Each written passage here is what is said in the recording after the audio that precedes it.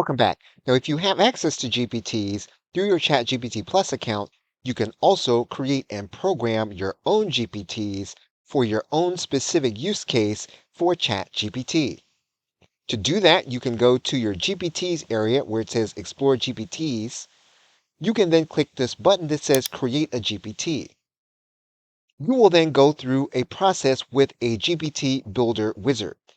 And basically, this process allows you to answer the questions of ChatGPT to create your own use case for ChatGPT.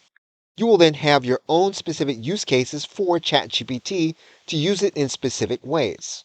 With your GPT, you can go to the edit pencil once it has been completed. You can go to these ellipses and you can click on copy link.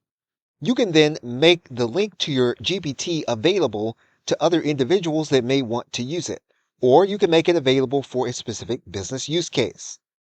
You can also go to this area where the button says Save and click the drop-down menu. And you'll see here that you have some publication options. You can publish it so it's only available to you. You can publish it to anyone with a link, or you can make it publicly available inside of the GPT search area. So you can create your own specific GPTs. You can make it available just to yourself, or you can make it available to the public or with anyone with a link for your specific use. Okay, so with that, thanks, and I will see you in another video.